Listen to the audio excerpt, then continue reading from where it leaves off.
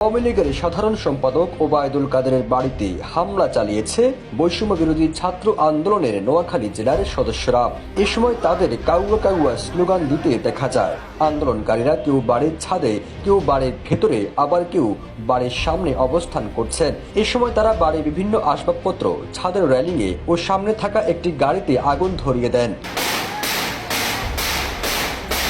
এদিকে স্থানীয়রা জানায়, বাড়িতে ওবায়দুল কাদেরের নিজস্ব কোনো ঘর নেই, যেটি আছে সেটি তার ছোট ভাই কাদের মির্জার।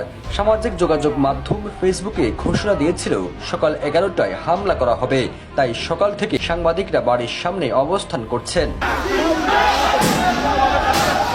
আওয়ামী লীগের উপদেষ্টা মণ্ডলীর সদস্য ও সাবেক মন্ত্রী আমির হোসেন আমর বরিশালের বাড়ি বুলডোজার দিয়ে ভেঙে দিয়েছেন শিক্ষার্থীরা।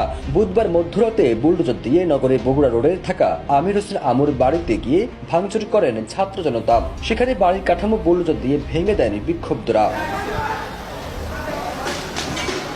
এর আগে শেখ হাসিনার ফুফাতো ভাই সাবেক চিফ হুইপ আবুল হাসনাত আবদুল্লাহর বাড়ি গুড়িয়ে দেওয়া হয়। তবে আমির হোসেন আমর বাড়ির আশপাশে আইন শৃঙ্খলা বাহিনীর কোনো পোশাকধারী সদস্যকে দেখা যায়নি। 5 আগস্ট শেখ হাসিনার দেশ ত্যাগের পর আমির হোসেন আমর বাসভবনে আগুন ধরিয়ে দেন বিক্ষুব্ধ ছাত্র জনতা। এর আগে কালীবাড়ি রোডের সেনিয়াবাদ ভবন ভাঙচুরের পর রাত 1:30টার দিকে বিক্ষুব্ধ ছাত্র জনতা আমির হোসেন আমর বাসভবনে ভাঙচুর চালান। এদিকে রাতেই কুমিল্লার সাবেক এমপি আকমা বাহাউদ্দিন বাহারের বাড়ি এবং মহানগর আওয়ামী লীগের অফিস ভাঙচুর করেছে বিক্ষুব্ধ ছাত্র জনতা। ভাঙচুরের পর বিক্ষুব্ধরা পেট্রোল ঢেলে বাড়িতে আগুন ধরিয়ে দেন। সাবেক এমপি বাহারের বাড়ির জানালার গ্রিল ভাঙার চেষ্টা করেন বিক্ষুব্ধ ছাত্র জনতা।